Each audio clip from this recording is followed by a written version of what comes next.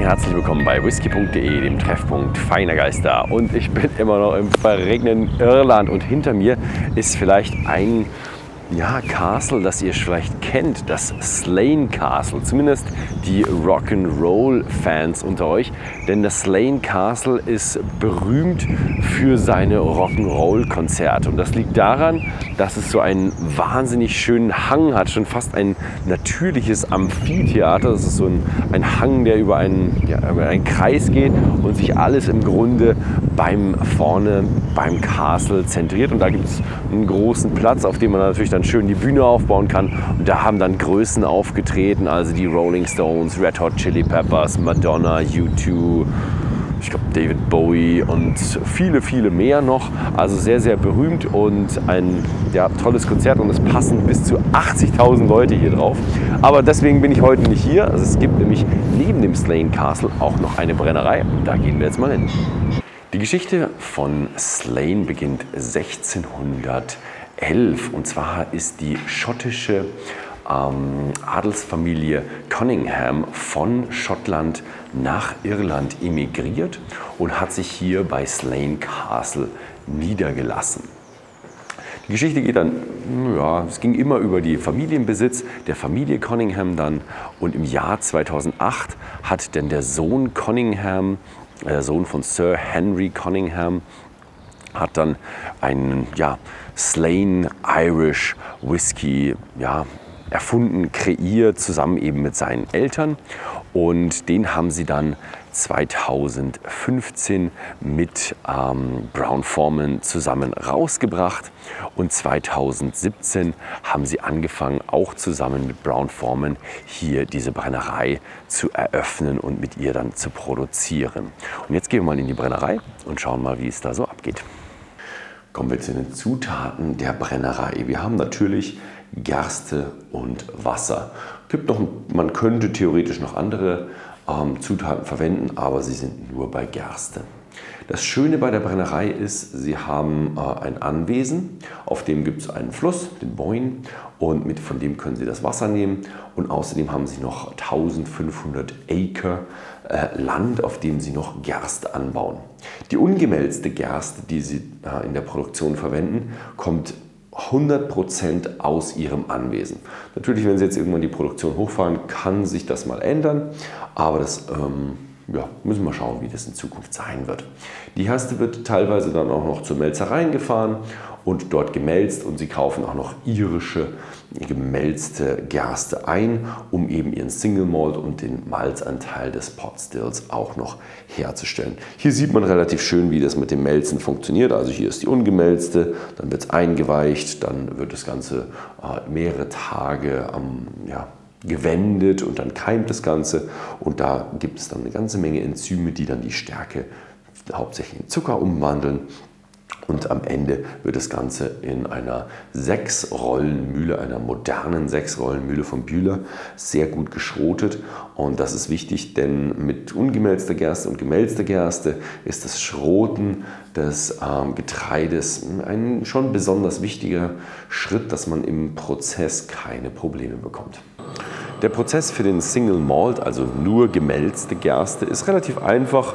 In der Lauter Tun wird das Ganze gemeischt und geläutert mit den verschiedenen Temperaturen, mit den verschiedenen Wassern, so wie man es eigentlich von so jedem Single Malt kennt. Der Single Grain ist natürlich ein bisschen schwieriger, und auch der Potstill, denn hier hat man den Grain, also ungemälzte Gerste, die dann eher etwas feiner geschrotet wurde. Die kommt erst in eine Mash Tun. Also da muss man erst in eine Mash Tun gehen, weil die Gerste eben noch nicht mit Enzymen bearbeitet wurde und wir hier extrem viel Stärke drin haben und noch keinen Zucker. Wir brauchen die Enzyme und die Stärke schön verteilt, und das wird dann noch heiß gemacht und umgerührt. Also ca. 65 Grad. Unten hat man einen schönen Heizwassermantel und einen großen Rührer, mit dem es dann stundenlang umgerührt wird, sodass alles aufquillt, auch die letzten Stärkereste gelöst werden und dann eben von den Enzymen zerlegt werden, die dann eben den Maltosezucker produzieren. Dann haben wir aber so einen sehr, sehr festen Brei, immer noch und wir müssen die Festbestandteile rausfiltern. Also geht es weiter in die Lauter Tun und da wird dann über den False Bottom, über das Sieb am Boden der Tonne eben die Festbestandteile von der Flüssigkeit getrennt und dann haben wir eine richtig schön zuckrige Flüssigkeit, die wir gut fermentieren können.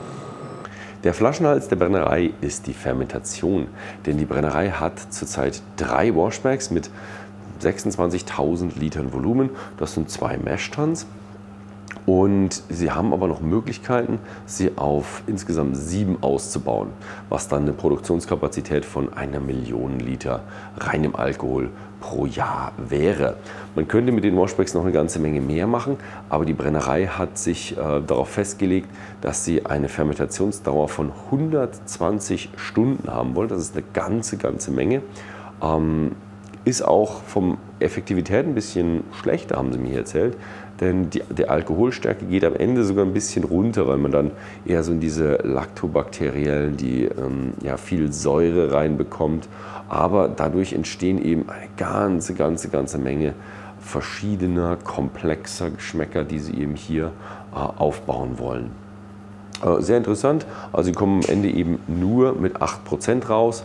120 Stunden sollte auch noch sehr fruchtig sein, aber das werden wir später im Tasting dann auch noch sehen, wie fruchtig der ist. Slane hat eine typische dreifache Destillation, die wir von den Iren kennen. Und hinter mir ist die Washstill, 13.000 Liter Volumen, schöne Einschnürung, aber ja, wie gesagt, man Washstills brennt man relativ flott durch. Dann haben wir die Intermediate Still, auch 13.000 Liter Volumen. Die wird dann sogar doppelt gecharged, also die läuft zweimal, während die einmal läuft. Das ist dann der Zwischenbrand und dann kommen wir, die hat auch 13.000 Liter Volumen und dann kommen wir zur 4.000 Liter Volumen Spirit Still und die hat dann einen schönen Reflux Bowl im Feinbrandverfahren, wird hier dann eben nochmal genau geschaut, was für einen Geschmack man haben will.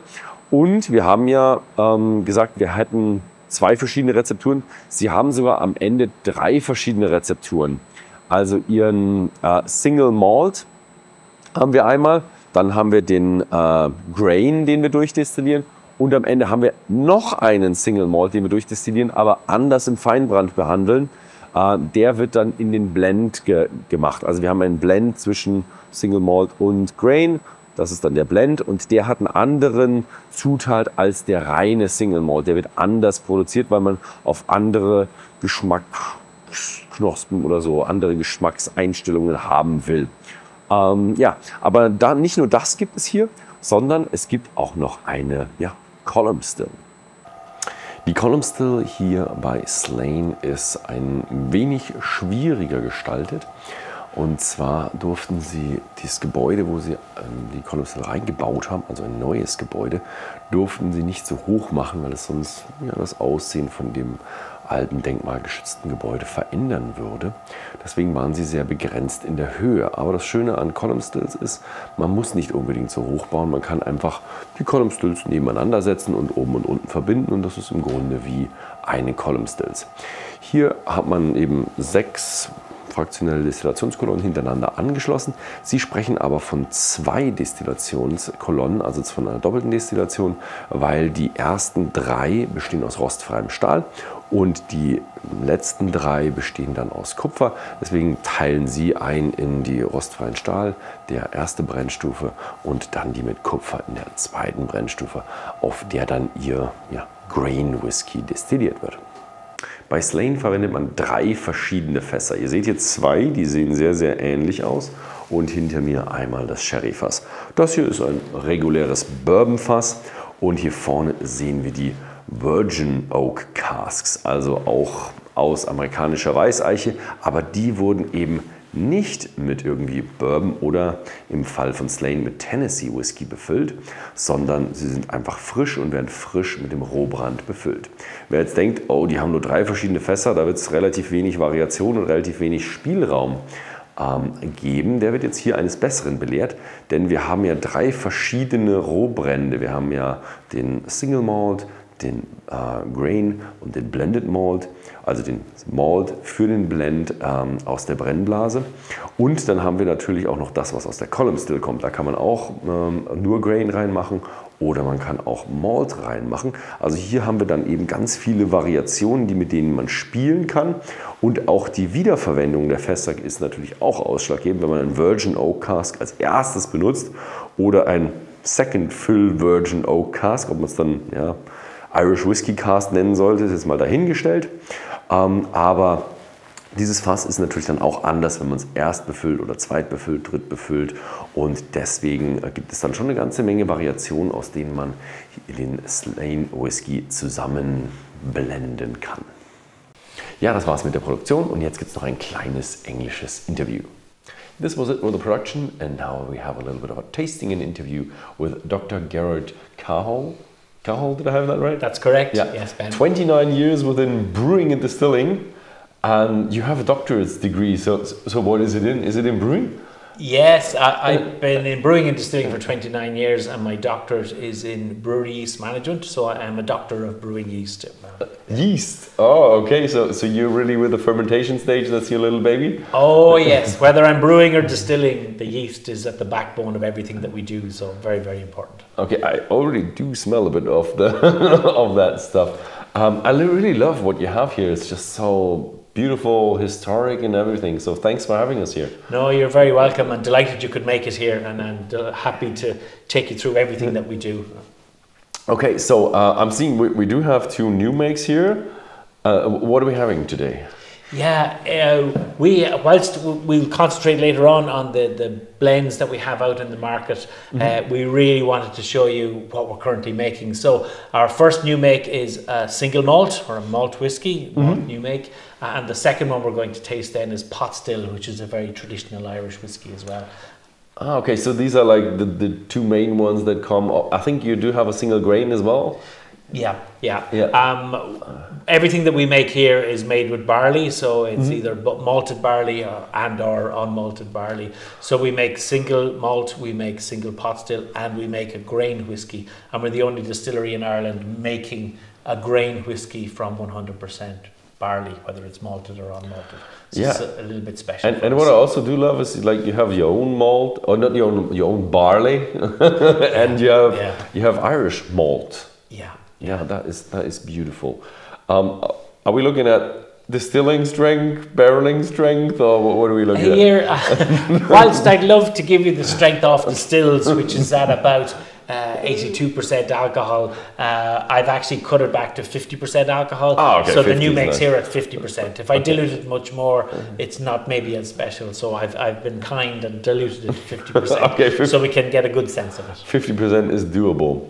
Yeah, that is doable. So in terms of our malt new make, we use 100% Irish malt, grown and malted in Ireland. We will put it through our brew house. We will make our wash and ferment it in wooden vessels. We only use wooden washbacks here. And we will ferment up to about 8% alcohol, and then we put it through our triple distillation process. So this will have been through our 3 separate stills to get you to about 82% alcohol. Yeah, I like it. It's very, very fruity. Yeah. And it's I like the triple distilled. When you have the double distilled, you do have a lot of that apple, and you do have a bit of that apple fruitiness in there as well. Yeah.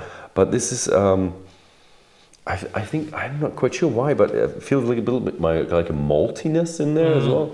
We're really take care here. Our copper stills are handmade copper stills, and we have 3 separate stills there. And what we try to do is to make sure that we're not rushing the stills. So it will take us about 7 hours to complete a distillation in each one of these stills. So we get really good refinement of our spirit, but we also get really good copper contact. So I would be really disappointed if you found some flavors here that were sulfury, like egg or onion or cabbage or something like that. No, that's so gone. We take it nice and slow, make sure we get really good copper contact, and we get a very clean spirit. We also arrange our cuts that we get a lot of fruity notes. So we obviously take our heads off, but we get into our spirit collection quite quickly. And then, whilst I don't want to share our precise cuts with us, we aim to get the full complex flavour. We don't want a whiskey that's light and that doesn't have a good finish, so we run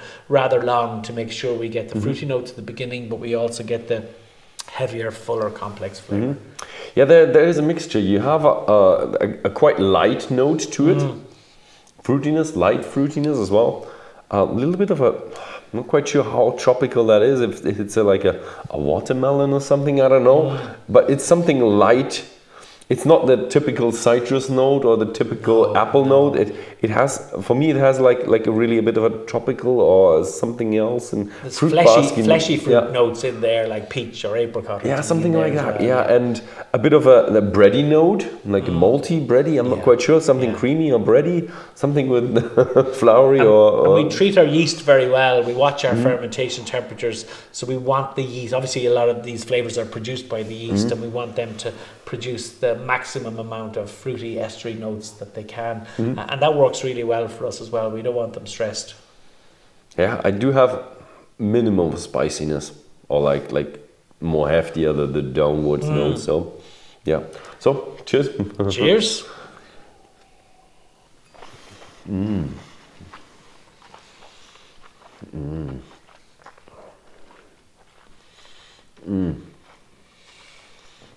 50% with works really well. And there's lots of heat in there. There's some sort of almost spicy or hot notes in there as well.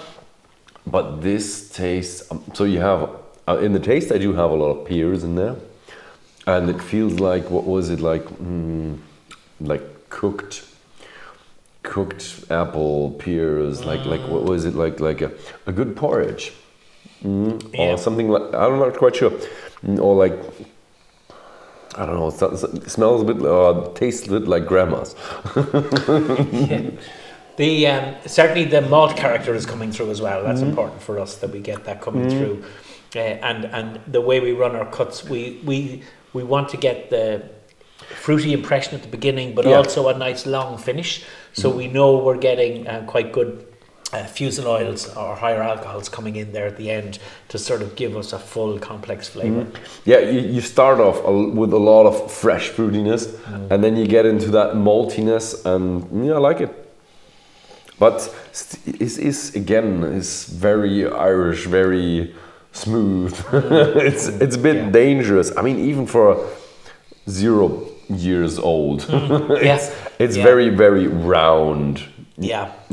It's very palatable in its own right, and obviously everything we're talking here is not peated. We don't have peated distillates here, which would add another layer of variation or difference to the whiskies as well. But for us, whilst it's well distilled and well refined, it's very pleasant. There is complexity to it, but it is a very round, smooth taste on its own before it's ever seen a cask. Yeah, I think you can work with this really well inside the cask. You can add a lot of stuff, but I think with second fill or something, you can like keep it as well. So I think it's nice. I'm really looking forward to trying the real stuff. Good. And one of the things that Alex Conyngham wanted to do at the very beginning, as he discussed it with his dad, what sort of whiskey do we want? They originally wanted something that was special in terms of flavour. It was complex, it was full, it was something you would really enjoy. And yet, in terms of the type of whiskey, or maybe even the price point of the whiskey, that it was something to enjoy with friends or family whenever you wished. It wasn't something to be locked away and only to be had once a year in special company and that.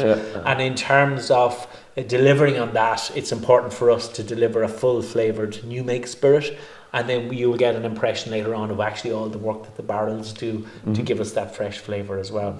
So not almost being brave to have a full flavoured whiskey, as opposed to something that was okay, it's very nice but very almost bland. That was not something that was wanted at any stage. So that's why we've gone big in terms of our cuts to make sure we get fruity notes, but we also get depth of flavour, and you'll see that come out then as we see the matured samples as well. So was one question burning on my fingers is, you have the festivals, and I was told there were like the big ones at 80,000, and I mean there are names on there which probably totally sold out. Yes, and yes, how is it? What's the distillery doing during your festival? Is it like people everywhere, or what do you do? Everybody wants to come to Slane Distillery when there's a festival on. So people will arrange meetings. Oh, I can be there that week. Oh, that's the week of the concert. Oh, so that's always interesting. Yeah, the day before the concert, if we look at the last concert, which was Harry Styles, the day before that concert, there were a lot of special visitors in, key customers, key consumers, senior people from the Conyngham family, people from the Brown-Forman organisation. So there were 400 people through here the day before the concert. Okay, that's even a lot. Barry and the team looked after them really, really well. So it was really to build the excitement for the concert, but also to share this is what we've been doing since the last concert. And the distillery was only here for 2 concerts, Metallica, I think, and Harry Styles. Before that, it didn't exist. So it's a new era for the castle and for Slane, but at the concert there is huge excitement and there's big interest in, you're doing a distillery, you have a distillery in the lawns of the castle, which is really nice. And then, so they're well looked after, and we make sure people have lots to eat, and that there is some music playing the day before as well. Not the big bands, but the other bands as well. And then on the day of the concert, it's friends and family of people who work in the distillery or help us, and key customers can come in and out of here during the day, out into the main concert area for the concert, and then come back in here to get a rest, maybe get something to eat, or some teas and coffees, as well as some fine beverages as well. And it's just really good crazy, if there's such a thing. Yeah. So but you have like so the main concert can't come in here, but you have like a booth, or like you need a special wristband to get in here. But you sell like cocktails and whiskey. Oh yeah, we would have a full bar out in the concert area as well, and cocktails. On the day, it's all about cocktails. But it's Slane. It's Slane cocktails. It's Slane. Everything's Slane there. So but I think if you had 80,000 people from concert, this would be a bit of a mess in here. It couldn't exist. It couldn't exist. Okay, but good to know. So next up is like the pot still recipe. And this is special because whilst we have our blended whiskey on the market, and then we have the batch strength as well, pot still is maturing away. It's 5 years old now. We are waiting for it to mature to exactly when we want to release it. So this is giving you a view into what we're making, but it's not currently on the market. But it will be in the coming years. It will be, and it will be released as a single pot still. And like all of the new make whiskey that we make, when it's made, it goes into sherry butts, it goes into American whiskey casks, and it goes into virgin oak casks. So each time we make batches of this, it goes into 3 separate casks. So the pot still then is not on the market, it's maturing, we have to be patient. But meanwhile then, we are looking at how it's behaving in the 3 separate casks to see what way are we going to blend this to give us our first pot still out on the market. Is it? Are we allowed to know how much unmalted and how much malted is in there? Absolutely not. No, the rules are in Ireland on pot still, because there are very clear rules. It must be more than 30% malted barley, and it must be more than 30% unmalted barley. So we're somewhere between 70-30, so somewhere there. Somewhere in between, but the rest we is... certainly have more unmalted barley in there than malted barley. Okay. And there's it's a very traditional Irish whiskey, and certainly the unmalted barley gives you other characteristics different from the malt. So you'll still get some nice fruity notes. We use the same yeast, for example, but you get a creaminess because of the unmalted barley, but you also get a spiciness like cracked pepper in there as well, purely because it's a different raw material. It's unmalted. Okay. Akin to like a rye whiskey, you get some of those characteristics. But as it's a pot still, it's through the 3 stills. Oh yes, true pot still, yeah. So both of these new makes have been through our copper stills, yeah. Okay. Then cheers. Cheers.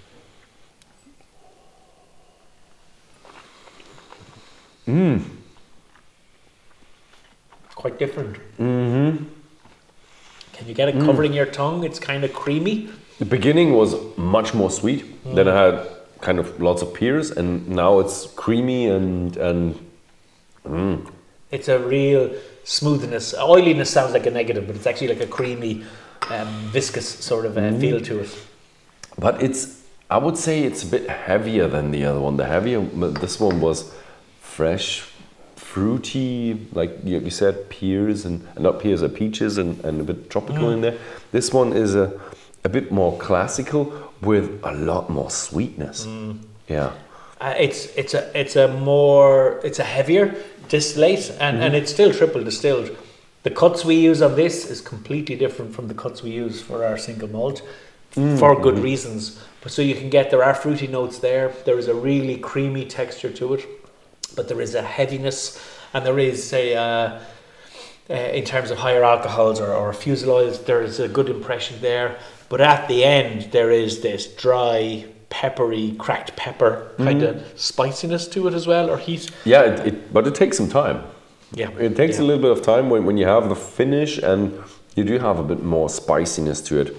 But it's very, very lovely and unspicy and very easy at the beginning. With the sweetness and the fruitiness and the creaminess. And there is an earthiness to it as well. You're getting the raw materials coming through, but there's an earthy background flavour. It's kind of a heavier flavour. We would firmly believe that as we mature both of these whiskies in our 3 different cask types, that we would like to mature the pot still for a little bit longer, just to make sure that we maintain that complex, full flavour, but make sure then that we get a good impression from each of the barrels that we're using. So we wouldn't expect to release that as at the same age as we would release our malt whiskey. The pepperiness just adds up, I would say. The first sip, I had very little pepperiness, but like I think I had 1, 2, 3 maybe, and it adds up. I can feel it now, very definite. Yeah. It really adds to what you had before. As you said, filling in the barrel. I was back there and I had a look at the barrel, and I was really confused because it was an American Standard barrel, and it was ASB. And the strange thing was I was walking around and looking for the bung, and I couldn't find it. It had just the bung on top. Usually you re-drill them and you have a bung on the side and on top. So is it like custom made, or what is it? We are very fortunate. We're part of Brown-Forman. I work for Brown-Forman, and we're really lucky in that the virgin oak casks that we get are made specifically for Slane. Not for Ireland, for Slane. So what we asked them for is we wanted casks that were heavily toasted and lightly charred. For Jack Daniels, the charring recipe is different. They go for a heavy char. So we wanted lightly toasted, heavily toasted, lightly charred. And so those casks are not only bunged correctly for Ireland, but they are actually charred to our recipe and our specification. But for the Tennessee whiskey cask that you also use, they do have the bung on the side as well. Oh yes. So the virgin oak casks are made for us and shipped to us, never having had whiskey in them, and we get these wonderful flavours from them.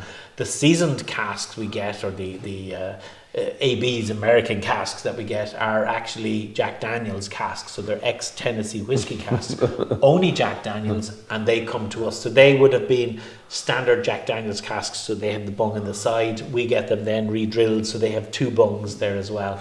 But we always use ex-Jack Daniels casks. We don't use other bourbon casks, whether inside Brown-Forman or outside.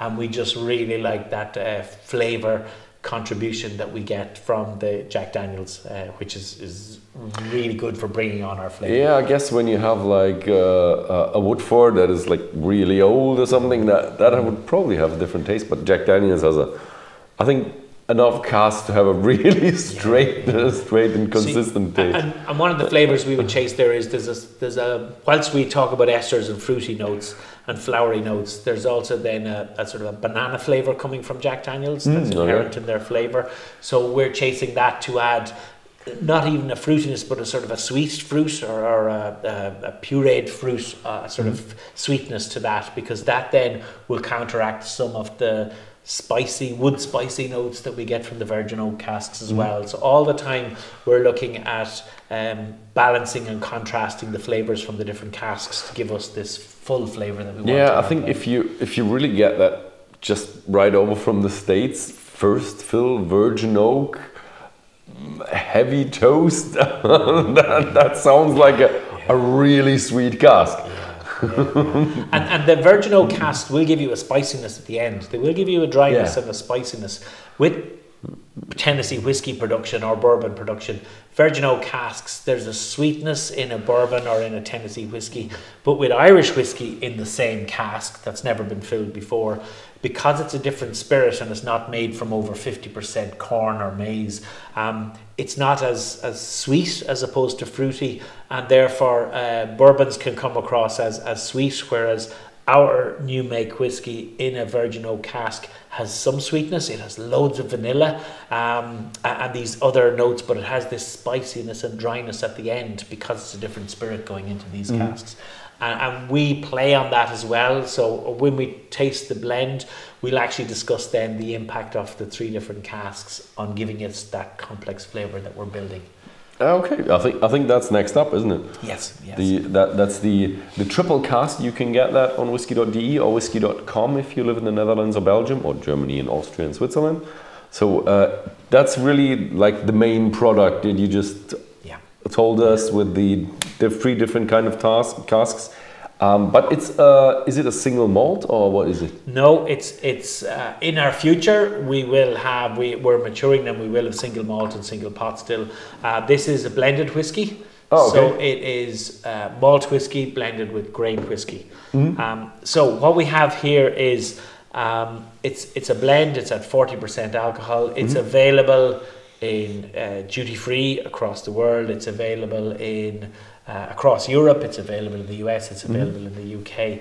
So it's widely available. And what we've done here is we've taken the new make grain whiskey, the new make malt whiskey, and they have been matured across 3 different barrel types in parallel. So it's not as if we take our whiskey, put it into one barrel, then after 6 months we move it to the next.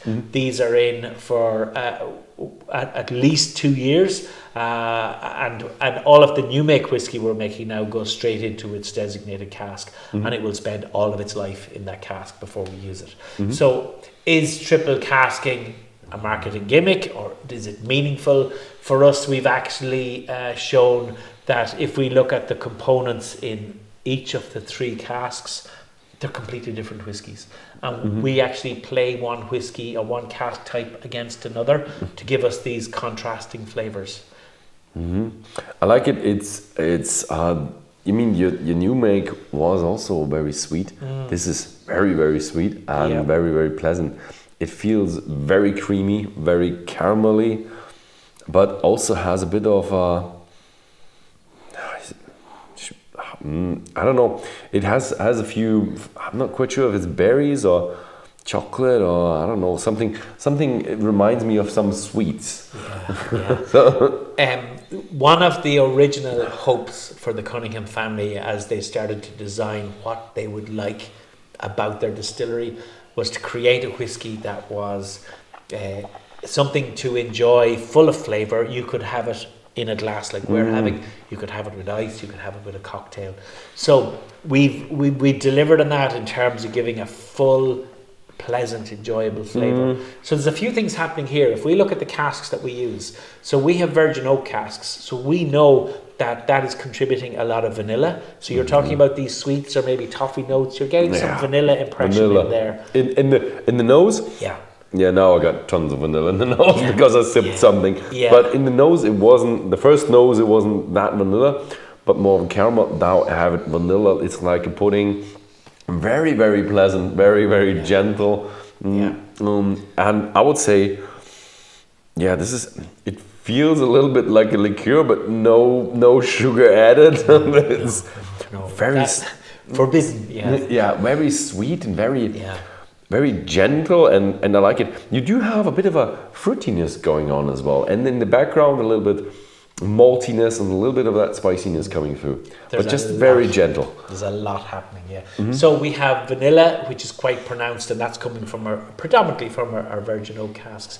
We also have a dryness and spiciness coming from those same casks as well, but it doesn't feel dry and spicy, because what we have in there as well is we have the sherry butts that we have made for us in a family bodega in Spain, and we're getting heavy Christmas spice, Christmas cake, Christmas pudding. So we're getting figs, raisins. So there's not just that we tasted these estery fruity notes from our yeast, and they've done a great job, but now we have an overlay of these Christmas dried fruits, and that's then starting to add more dimensions to the whiskey.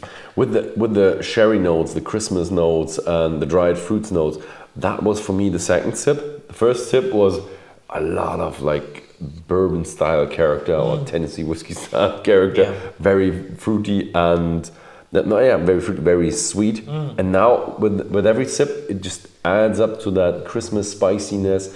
You still when you sip, you have that sweetness and that creaminess inside there, but it adds up to that Christmas spiciness.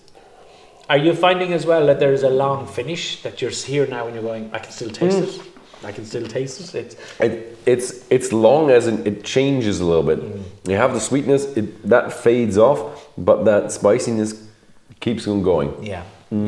So there is a Christmas spice element coming from the sherry butts as well, and then the glue that holds the whole flavour profile together is the ex-Jack Daniel's seasoned casks as well. So if we tasted that on its own, you would get banana flavour, you would get caramel, you would get malt, but you'd also get this incredible smoothness.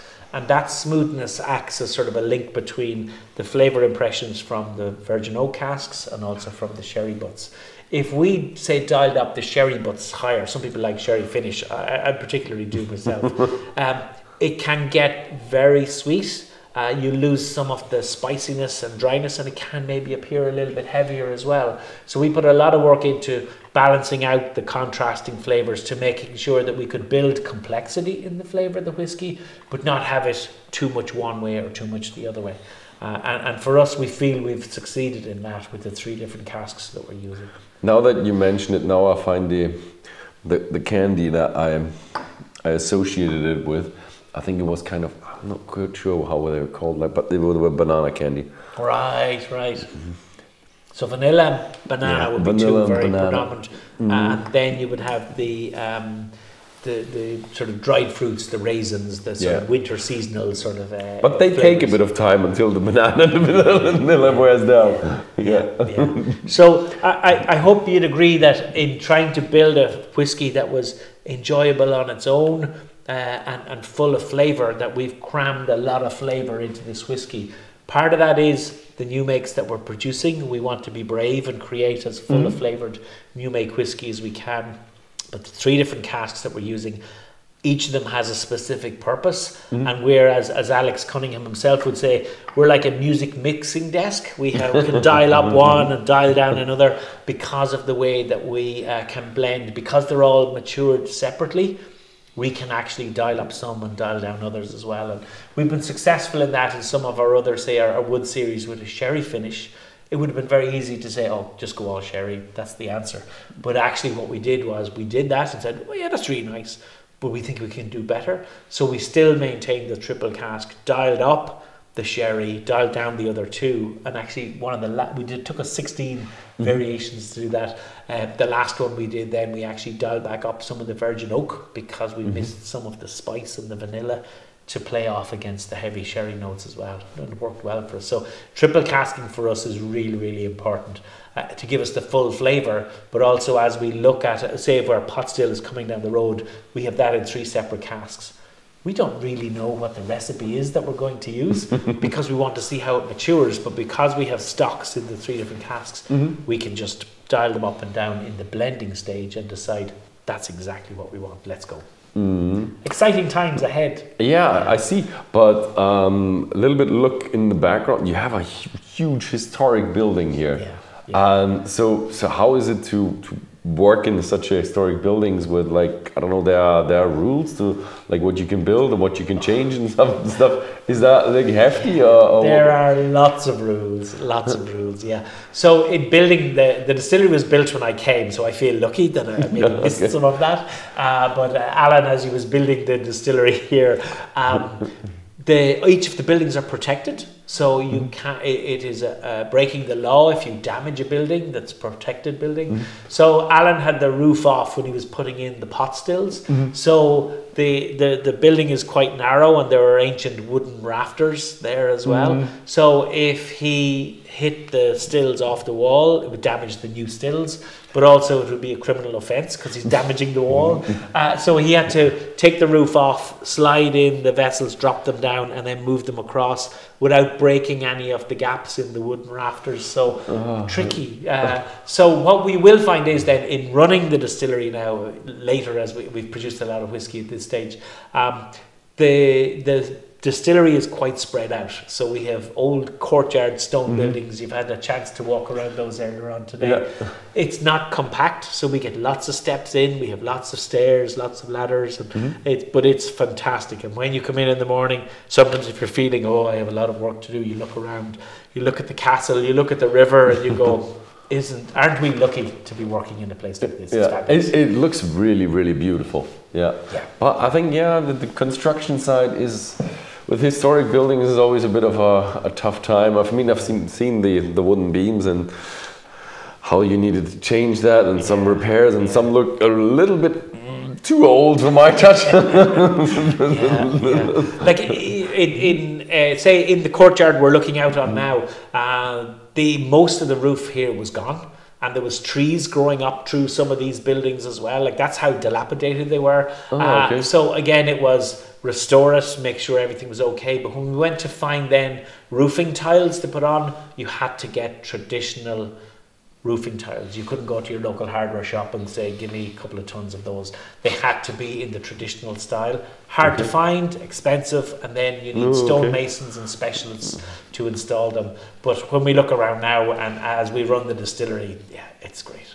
It's a special place to work. Yeah, so it's kind of a little bit, it has a bit of a touch of museum.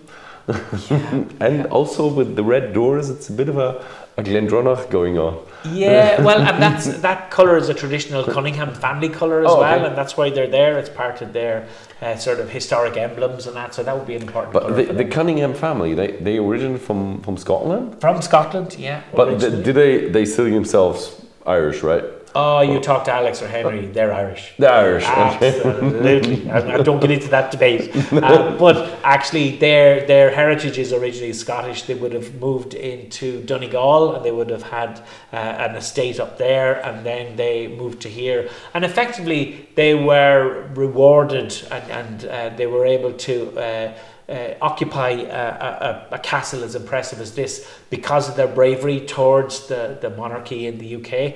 They basically, their ancestors risked their lives to protect the king who was fleeing from oppression.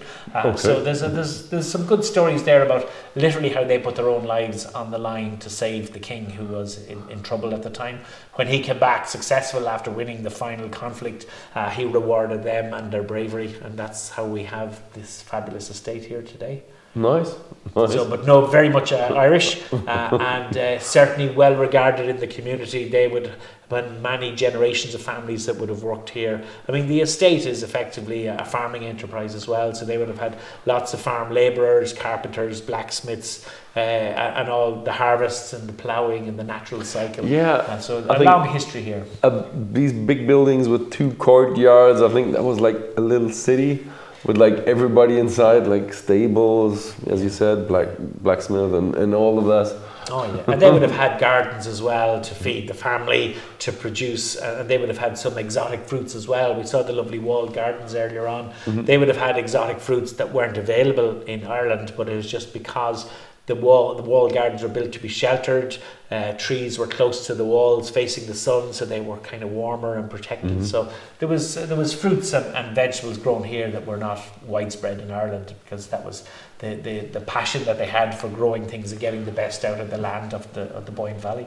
Okay, and I think during summertime a lot of visitors come here. Oh yeah. Barry would be very busy during the summer, where there are visitors. Sometimes they want to do a tour. Some people want to tour and learn about whiskey. Some people want to tour and learn about the buildings and the castles and the concerts. So you're like a museum. Yeah, it's kind of like a museum, and sometimes you'll find couples or families, and some are very interested in whiskey, and some are really more interested in what goes on in the castle and what goes on, how is this built and how long is it. And the last one that we're going to have, that is only for here, for the tourists that actually do come here. This is a surprise, and I hope you enjoy it. This whiskey is effectively the blended whiskey. Like the one, the last one we tasted, but it is at cask strength. So it is at 63.2% alcohol. Okay, that's a good cask strength. This is like pretty strong, but actually we found this surprising in that we put a lot of work into getting the blend as balanced and as full flavoured as we could. It works really well at 40% alcohol. Let me know what you think at 63%. What is your barreling strength? Is that 63.5 or is it higher? Yeah, we would be, for everything we're making now, we would be at 63.5% for our malt and our pot still. For our grain, we would go up to 68%. But some of the grain here would have been originally at 70%. So therefore, as it is aged, then this all combined is 63. Okay, because 63 as a cask strength don't have every day. No. So enjoy. Oh, this is a different kind of candy. But it's not. This is a different kind of candy. This is like roasted not almonds. It sounds like, you know, a Christmas fair when you have that truck with the roasted nuts. Oh yes. That has a bit of a flavor like that. But bananas. There is a sweetness of banana. There's almost less direct fruity notes. Yeah. You can add some water to this, but taste it as it is. It has a bit of a crunchy note to it. Yeah. Roasted crunchy note. Something crunchy, roasty. Cheers. Cheers.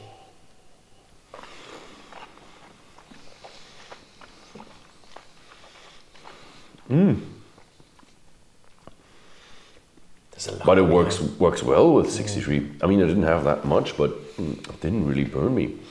No. And it lasts and lasts and lasts, yeah. Creamy sweet, definitely.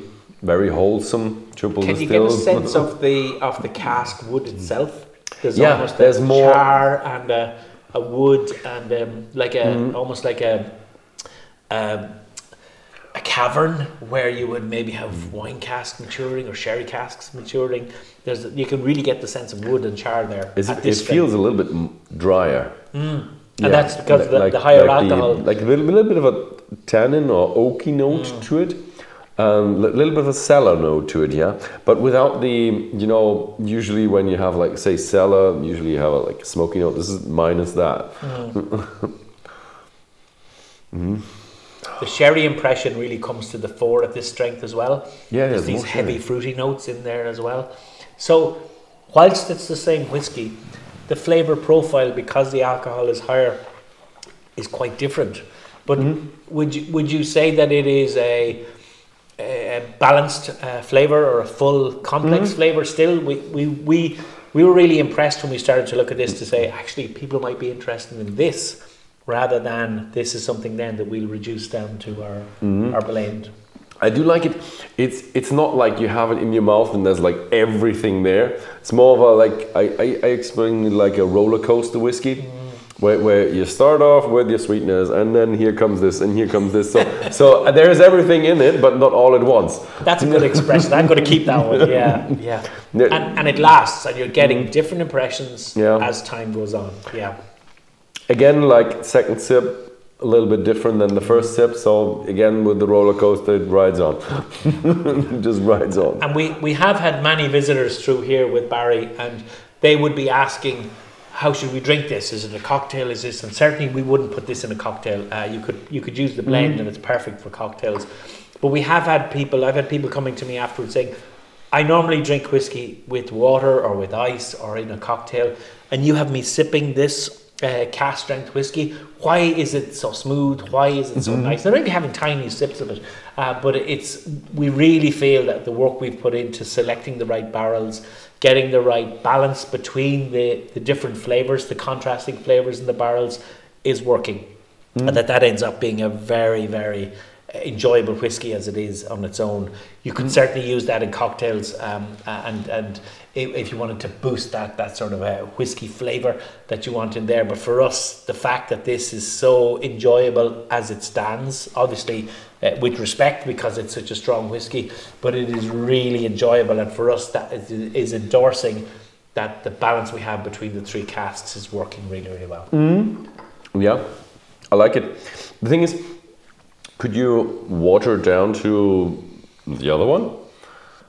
So it'll be exactly the other one if you water it down. I would have tears running down my eyes if you did that. I mean, it's easier for people to you could probably make one of these bottles into two of these if you buy it here at the distillery, and you're allowed to have one bottle fly home with you. Yeah. But what I might suggest is though that if you so you're after tasting that and enjoying that, if you add a small drop of water to that, so it's somewhere between this and this, you will get different flavors coming through, and some of the fruity notes will start to rise up and escape from the liquid also. Yeah, that's the beauty about the cask strength. You can play around with that. If you have at least a spoon or a pipette, then you can play around with it, and you can find out a lot more about that whiskey than just that one bottle. Absolutely, yeah. And so what we do find is that people will, like when Barry will bring people around on tour, we won't normally have the new makes because that's for special visitors like yourself, but we would have the two whiskies here, and people will taste that, and then some people will go straight to the shop and say, can I have the special please? And it's simply because they've been surprised by it, they've been enjoying it, and they realise, well, okay, I can cut it down to the normal strength if I want to. This is the only place that we actually sell it, and that may change in the future because we've had a lot of people interested in this. But it's a really enjoyable whiskey, even though it's cask strength. And what we like is a really long finish, but because of the work we've put into maturing it in cask, there isn't a long burn at the end with younger whiskies or whiskies matured in less new casks or less impressive casks, that there can be a burn and a heat at the very end that is maybe not so enjoyable. Whereas the cask we've selected certainly deliver for us. And so we have Jack Daniel's seasoned cask, we have the virgin oak cask made specifically for Slane, and then the sherry butts we actually order those from a family bodega in Spain. It takes us 2 years to get them. So we order them today. They will make them within a month, and then they will allow them to sit with sherry in them for 2 years. That's our normal order. So when we have to know 2 years in advance, I want this many containers of casks coming over. And like Jack Daniel's, we will order casks in and say, okay, can I have casks over here the next month? We will only bring in what we need, we will use them fresh, and then we'll get some more again. So if you are in the general market and you're saying, okay, sherry butts, I'm interested in those, you need to be sure how fresh are they, where have they come from, are they first use, are they second use, whereas we have that sort of supply chain questions all resolved, and the importance of the barrels comes through for us when we taste these whiskies, and we can really see. And what's exciting for us is we're looking at these and we're saying, that's a nice flavour and it's got this and that. We have the pot still and the single grain maturing in casks, and it's going to be like Christmas time all over again when we start looking at, okay, we're going to launch next year, this is the flavour profile, what are these like, how are these maturing, and we don't know what the final recipe is. That's what makes it exciting as a distiller. A little bit look out in the future, so we can watch out for more co-range, more different kind of launches over the next years.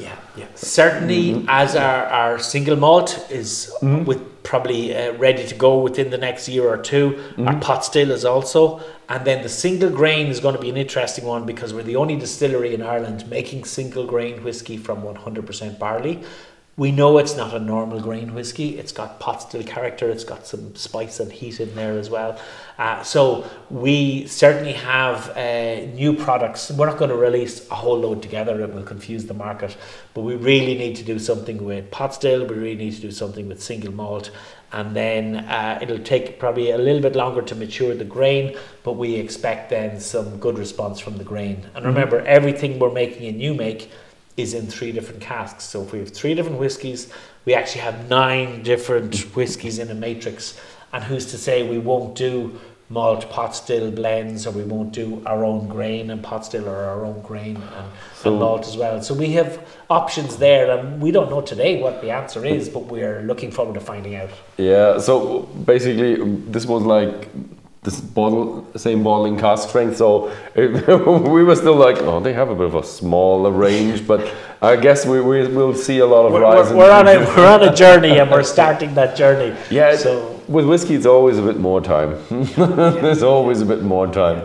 And if you're not ready, then it's not ready, then you have to wait. And as you speak about time, for distilling, it is a long time journey. And we spoke earlier on about the trees that are planted on the estate. We have 10,000 oak trees.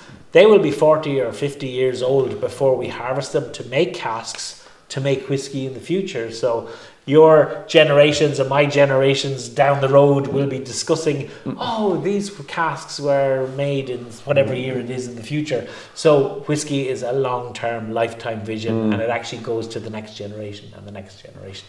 And that's nice too. You feel like you're leaving something for somebody else to look after when you're not there. Yeah, it's a nice feeling. So that's what we get. The other ones get, the next generation gets the good stuff. Well, the current stuff isn't too bad. Yeah, it isn't bad either. Yeah. So I think that was it. Thank you very much for having us here. Ben, it's been a real pleasure, and thanks for coming to see us. It was really lovely. And thank you very much for watching. And if you like this video, then please feel free to share it with your friends, and see you next time.